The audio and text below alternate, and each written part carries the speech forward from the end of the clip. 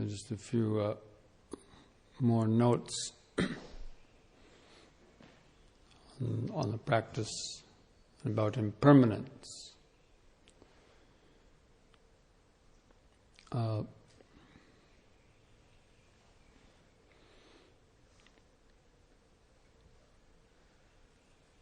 Impermanence and perception or sensation.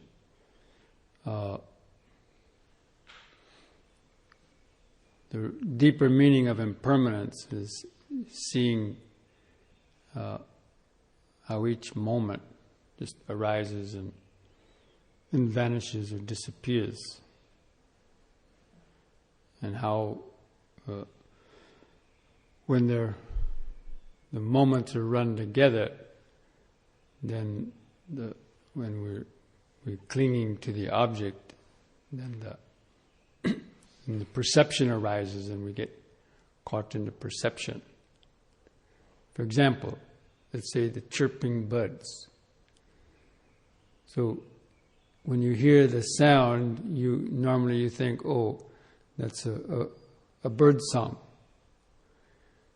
But instead, in the mindfulness practice, each individual chirp, each one of those is its own arising and vanishing. Rose and vanish, rose and vanish, rose and vanish, rose and vanish. And any one by itself has no meaning. But it's only when we don't see the arising and vanishing of each individual part, and we take the thing to be a whole, that's when the idea of this or that object lodges in our mind, the perception, and then the memories about that object and the emotions and other things associated with that object get dragged into play. So the skill at tuning into impermanence, or this is called the perception of impermanence, it's called anicca sanya. Perceiving impermanence is to tune in to the moment-to-moment arising and vanishing of individual stimulations, whether it's body sensations, sounds. Again, those two are the predominant ones that we have, that are going on almost all the time. Smells, and of course, if our eyes are open. But it's more difficult to see the arising and vanishing with the eyes, because there's too much grasping through the eyes, and things appear to be more solid. But specifically with body sensations and sounds are the probably the best way to train, and of course also thoughts. But sounds are especially good. Or when you hear a car go by, you're saying, oh, a car's driving down the road. But, you should just be able to follow that sound. Each moment that sound is changing. Changing in pitch, changing in intensity. And that's the way that we train our mind to try to experience the various things that are coming through us. And of course, even then pain too. Like if you have a pain. And normally pain is seen as a kind of a knot of pain, and a kind of throw up this wall of resistance. But if you could focus on the pain and you see how that knot of pain is actually made up of many tiny little sensations that are constantly moving, and you can observe the individual sensations coming and going, then you're not reacting so much to the pain as a whole, but you're seeing the individual sensations coming and going. It also becomes very interesting then to observe. It makes the practice more interesting. And there's always something occurring in our body and coming through the senses, in the body and sounds, thoughts. There should never be a dull moment. I mean, it's really strange. Some people say, what should I do next? I've been watching the breath. What should I do next? Or they're getting bored because they don't know how to investigate properly. You should never get bored because there's so much going on. The body and sounds and thoughts. To investigate in terms of impermanence and seeing how our mind is getting caught by them, seeing the painful, pleasant nature of these stimulations, and how you can just let go and back off of them and just observe them as they come and go. It becomes very, very interesting. And so all of that's included with the investigation of the Dhamma. So tuning into the flow of impermanence on a broader scale means you're sitting, the breathing body, and you have the in-breath comes and goes. But even in one in-breath, there's many short arisings and vanishings. Like in one inhalation, if you're really aware, you can notice kind of like a whole series of shorter sub-inhalations or movements of although it's very subtle, you're not necessarily making that sound, but you can feel it in the lungs. And then also in the out-breath. So each of those is an individual arising and vanishing too. But in between that, even while you're watching the breath, you might have, notice an itch or a body twitch or something coming and going in, around, or through it, around the outside.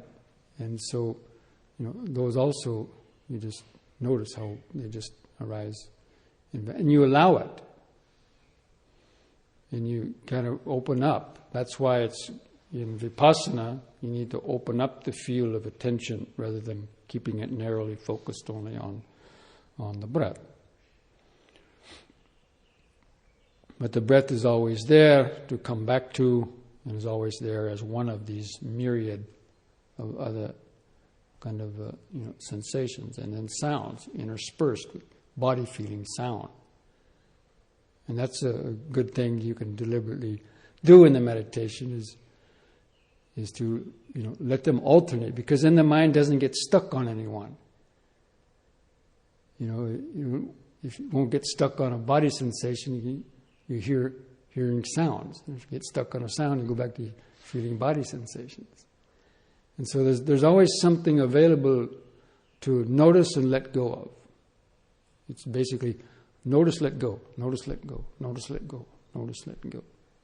Because if the mind clings on to a particular sound or sensation, then of course you get embroiled in the perception, and then in the memories of it, or the emotions, the struggle with it, the liking, disliking, and so on. So it's a very specific practice of just notice, release, just see the quick arising and changing of it, and then notice something else. Don't stick on one very long, just because there's always something. So if you alternate like that, the mind doesn't have time to build up a storyline on any particular object. And so this is the kind of the trick, the way of tricking the mind out of itself, tricking the mind out of its clinging and attachment. And it's sort of like, the old story books, the coloring books when you were a kid with the dots. Okay, so you look at the dots by themselves, they don't mean anything. But when you connect them with the coloring, then you get Donald Duck, you get Mickey Mouse, So we're trying to prevent the connecting of the dots. just to see each individual dot, a sound, a body sensation, a thought, another sound, another body sensation, 2 or 3 sounds, 2 or 3 body sensations. And then the mind doesn't have any time to connect those dots.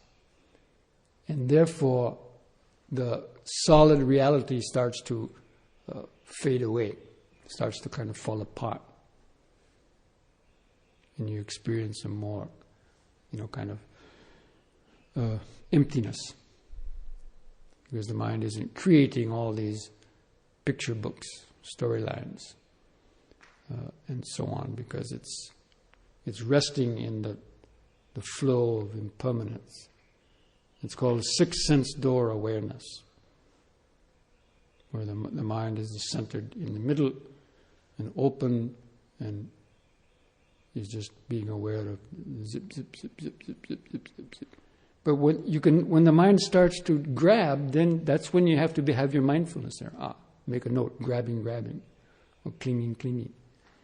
Let go of it. Attend to something else. And if you have a big pain, let's say you have a pain in one part of your body and the mind is struggling with it, look at something else. There's plenty of other things to notice, to pull your mind away from getting obsessed with the one particular pain. Notice some lesser pains that you can still focus on, but because as long as the mind is at least has its attention on a couple different things, it can't get lost in one particular one. So even if you have a strong pain there, if you're paying attention to other things coming and going in other places, or sounds, you can't get totally lost in that particular pain. It will still be there, but it will kind of be in the background, and you'll be able to tolerate a lot better. So this is called the tuning in to the flow of impermanence and seeing reality as it is. Because reality as it is means these individual moments of sensory impingement that are constantly coming through the senses. And to really see that at a deep level of awareness is really the first level of deep insight. Because you can see how the mind wants to, when the mind grabs a hold, it immediately turns into suffering. When the mind lets go, these things just arise and vanish, and there's no agitation created. But, of course, you have to have some degree, a level of calmness and centeredness. Otherwise, you can be overwhelmed with the amount of sensory stimulation coming through the senses. So, therefore, if you start to get overwhelmed about that, then you just come back to the breath. Just come back to taking some slow, deep 3-part breaths, or just focusing on the breath until you kind of calm back down a little bit. But again, the idea is not just to get absorbed and only watch the breath, at least not in the Vipassana practice. But the breath is always used as a tethering post to come back to, and it's there in the middle, and other things are going on around it and through our mind. So, and then again, this ties up with the movements, the intentions, because each movement of the body, however slight, like in the one movement of reaching up to rub my nose, it's not just one movement, but that's many short movements, lifting, lifting, lifting, lifting, lifting, lifting, lifting. And you can actually see that. You can see the impulses to the muscles in the mind, causing the hand to lift up and also to put back down. So that's how those two practices, movement of the body as well as just listening to the sense stimulation, how they are, both undergoing the same process of impermanence. But again, it's in the beginning you have to very deliberately focus your mind in that way, otherwise you will miss it.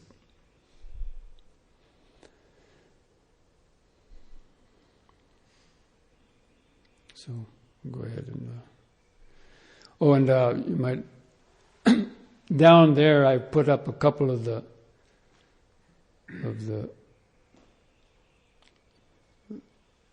gung-ho monk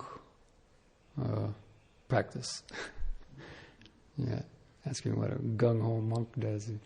They live in those little mosquito net umbrella things for, weeks at a time in the forest, not laying down, just sitting and meditating.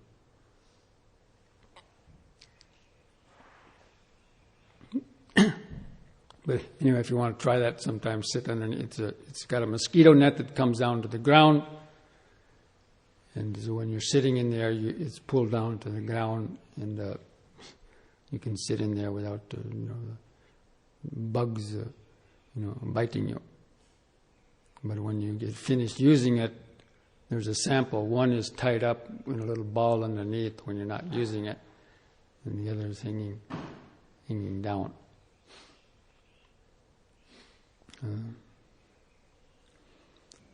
So you can experience what a forest monk does. Or if you're outside, use the biting bugs for an interesting, meditation too. To be aware of perceptions, especially, and volitional formations.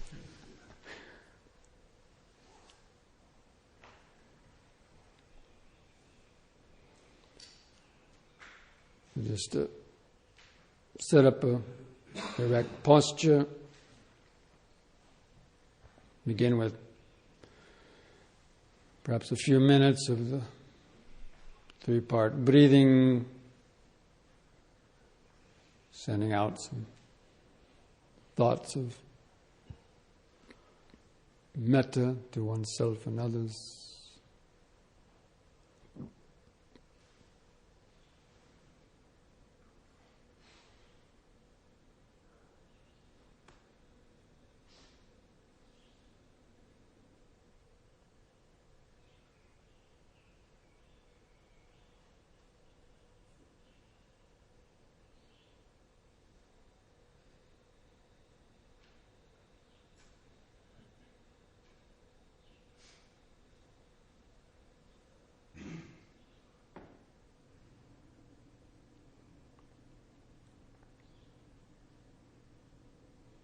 Breathing in, may I be well, happy and peaceful.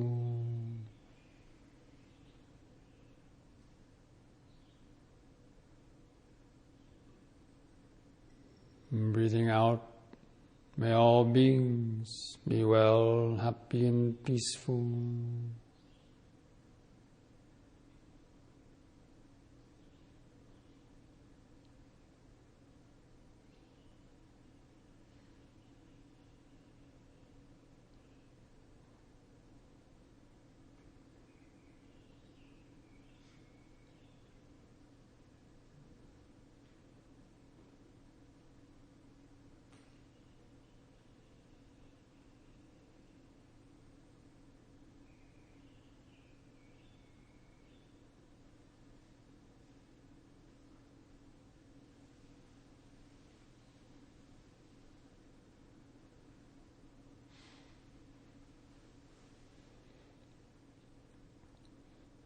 Breathing in, may I develop mindfulness, concentration, and wisdom.